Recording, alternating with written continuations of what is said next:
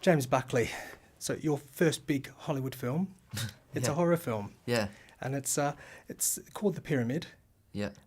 First question is, how did you actually get involved in the project in the first place? I was asked. They asked me if I wanted to do it, and I said yes, obviously. I really like horror films. I really like the character as well because I felt like the character that I play in it is sort of like the audience. I was going to say that myself. Yeah, it Yeah, is. You play a cameraman. Yeah, but yeah, and he's sort of metaphysical. Like he's almost like a voice of reason. Like it's almost as if he knows that they're in a horror film. Yeah. It's quite weird, for at the beginning, for instance, when there's where everyone's like, oh god, well we better go in this pyramid. Then he's very much like, well, don't go in there because you don't, no one wants to go in there. Yeah, Surely and not. if anyone's ever watched a film that takes place in a pyramid, they should know that nobody survives. Yeah, of course. So I really liked that, and I thought I could bring like a little bit of humour and comedy into it as well. I tried to sort of sneak a little bit in. They said I was allowed to sort of ad lib and improvise, which I love doing. So it was just a really exciting job for me, and I thought this is going to be fun. And that is all I think about when I'm offered a job is, will I have fun doing this? Will I learn something from it? And the answer to those questions were yes. So that was it, really. There wasn't much to think about. Yeah, and the you worked with Ashley Hinshaw, Dennis O'Hare, and Krista Nicola. Yeah. Or your mate. Amir K as well. Yeah. Yeah, great. Really, really nice bunch of people. And, that's one of the reasons why you get into this job is because you get to meet all these interesting people from completely different walks of life. And yeah, it was a real pleasure. It was amazing. Yeah, I lucked out a lot, actually, yeah. Yeah, and you shot in Morocco. Yeah. Was that a good experience? It was all right. It wasn't like holiday destination Morocco. It was like a town called Ouarzazate, which is, its nickname is the door to the desert or the doorway to the desert or something like that. And it is just like in the Sahara or something. And I think it is pretty much just used for films, like film crews turn up and. So although it was an adventure, it wasn't like sort of Club Tropicana. It wasn't like a holiday. Yeah, but you recently worked in the desert and, of course, in In-Betweeners too. Yeah. In the Australian desert. Yeah. So where was it hotter, Morocco or Australia? Australia. Because we were there it was like the first week of January or something that we were in the desert. Oh no, or was it? I don't know. It was December or January. That we were in the desert for, and it was hot. It was dancing around 50 degrees, something like that. But again, it was great. We had that was our favourite place, where we were in Australia. Yeah, that was up in Queensland, the desert scene, wasn't it? No, it was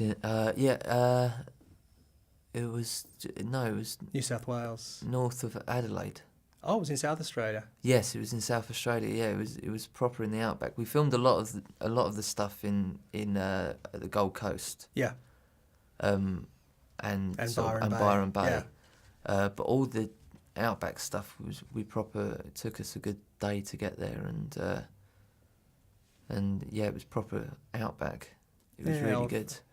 If it was only 50, it must have been. Yeah, that's the cooler part of the year. Right. It gets hotter in February. Right. Okay. Jesus.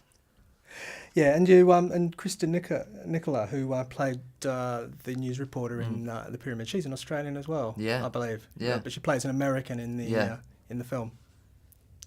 Well, yeah. Was the Yeah. No. How was she to work with? Yeah, really great. Yeah, really nice. I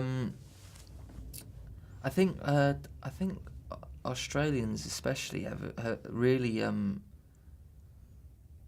as actors and actresses, they really work on their craft. I've found, like a lot of people, like like sort of, you know, if you get into something like EastEnders or something over here, it's very difficult to move on from that or to do something else. But, you know, so much talent has come from, like, the Australian equivalent, which is like Neighbours or Home and Away.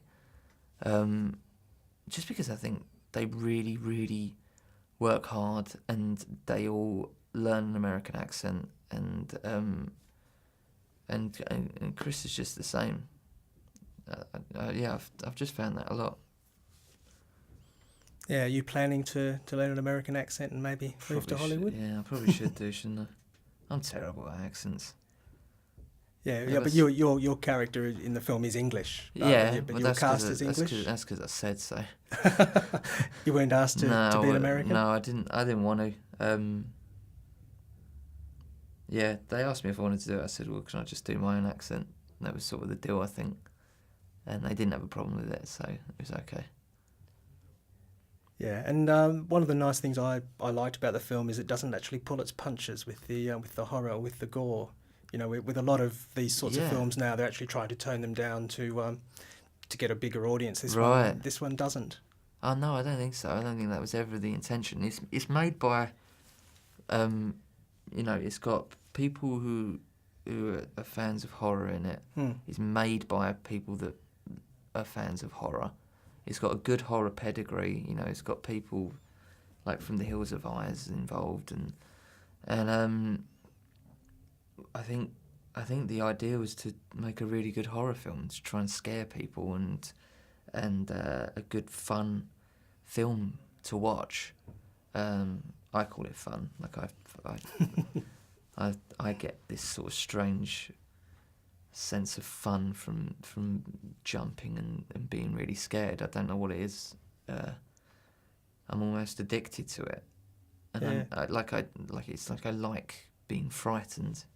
And this does that. The scariest element I thought was the claustrophobia of it. Yeah, a lot of people have said that. Yeah, it's very claustrophobic. It reminded me in a lot of ways of The Descent. Yeah, well, I mean, I've actually just remembered that there was a time when I needed to have a little someone wielding a little oxygen tank for me. Because, you know, all those tight spaces and the pitch black and the dust, it's all there. Like they made it all for us, and it's all real. It's all, you know, we were there as far as, you know, my brain was concerned, was that I was stuck in a pyramid in the pitch black, scrabbling around in the sand. I think it must have I must have worked myself up a bit too much at one point. And they gave me like this little thing with some oxygen, which is pure oxygen, which I'd never had before, and it was amazing. It was really great. It was a real pick-me-up. It was really good. Okay. Thanks, James. Good luck with the Thank you very Happy much. Film as well. Cheers. Thank you. Really nice to meet you.